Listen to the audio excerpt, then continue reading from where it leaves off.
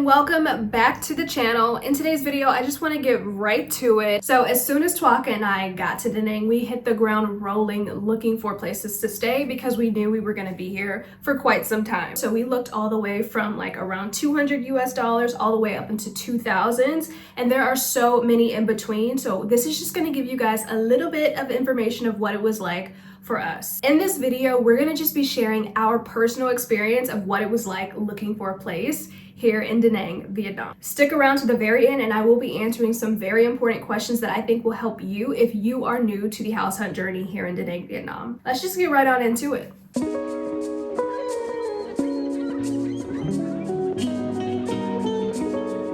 Alright, so our first option is a studio apartment for less than 500 US dollars a month, which is unheard of.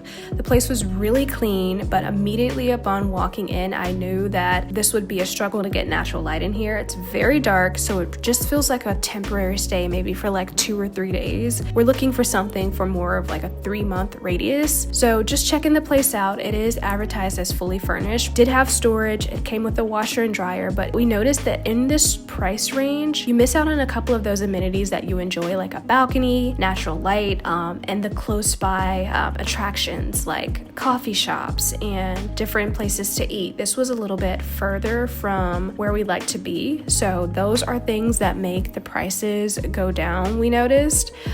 Also not included was Wi-Fi, water, and electric services. This place did not have a pool or a gym, so there's a lot of things that go into a lower price. It was still a very nice apartment, but it just didn't have everything we were looking for.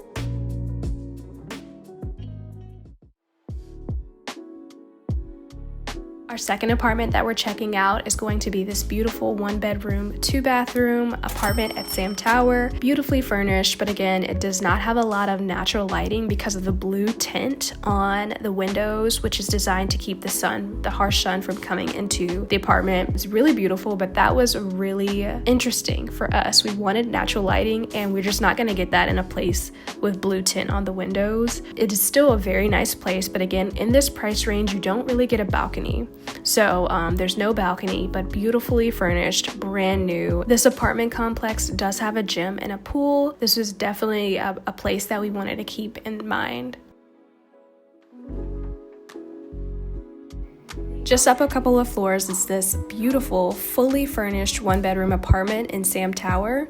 For 19 million dong, you do get a balcony and so many more trinkets in the house for you to live there comfortably. This is definitely somewhere where you can stay long term, as it comes with several utensils, rice cooker, I think there was a toaster, very livable, a nice little dining section. The rooms were very spacious, but again, there's that blue tint on the windows that prevents the natural sunlight coming in, which is really, really important to us. Again, this place does have a gym and a pool for the tenants to use, and the views from this specific apartment were just beautiful. Absolutely a great place to live if you're looking for something affordable, fully furnished, and very sleek and modern. Sam Tower is really, really a good option.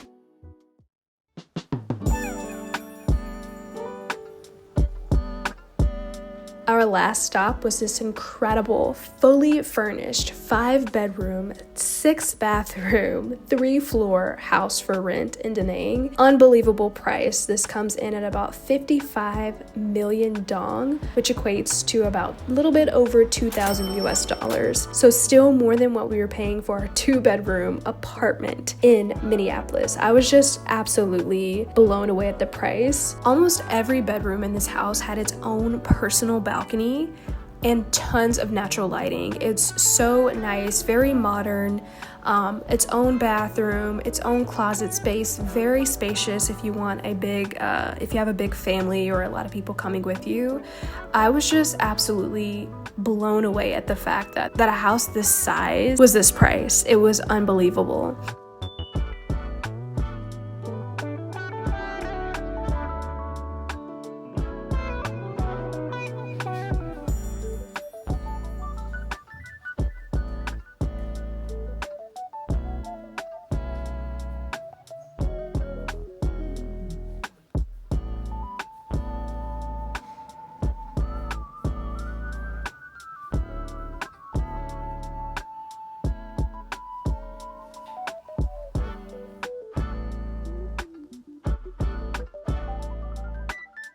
I was also impressed with the price of this house because of the location. It's not in the most touristic place, but it is still within distance of a very popular mall. There was a lot of little local food and business shops around this place, and it was still a very quiet area. So it's like an ideal place to live if you are someone who likes to live in the suburbs of the United States or something like that. I would compare this to a suburb because it's a little bit quieter. Lots of local shops. There were little haircut spots around the street. It was very nice, a very nice quiet area.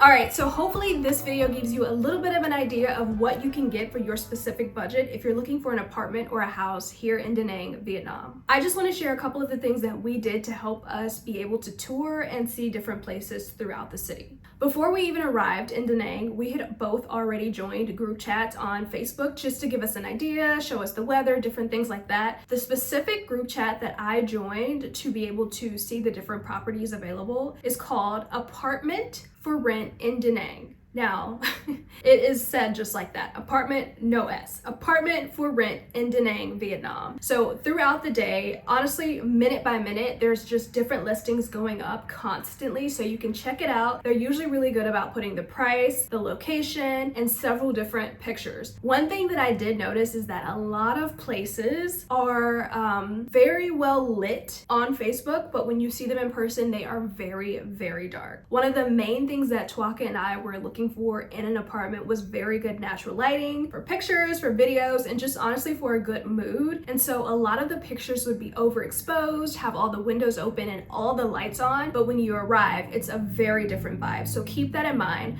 I would also give the tip to turn off all the lights. If that's something that's important to you, also turn off all the lights if you're actually going to tour in person to see what the natural light will look like when you're actually there without the lights on. Another thing you're definitely going to want to make sure you have is the WhatsApp app when you get here. So a lot of the landlords or real estate agents, a lot of the people that show the houses will put their WhatsApp number for you to contact them if you are interested in a property. So you definitely want to have that app downloaded, and you can just message them at any time of the day. I remember messaging maybe one of the guys that showed us quite a few places actually at like 10:30 at night, and he responded immediately and we were able to see the place the very next day. Another thing that I do want to mention and call out is that you can see these places same day availability. Now it does differ between person and like availability, but for the most part I was able to see every place that I wanted to the same day. Another thing to keep in mind is that a lot of different realtors have access to the same places, so it might be a little bit different from what you're used to in the States. So if you want to see an apartment at Sam Tower, there might be several different other people looking at that same apartment that same day. Another thing to mention is that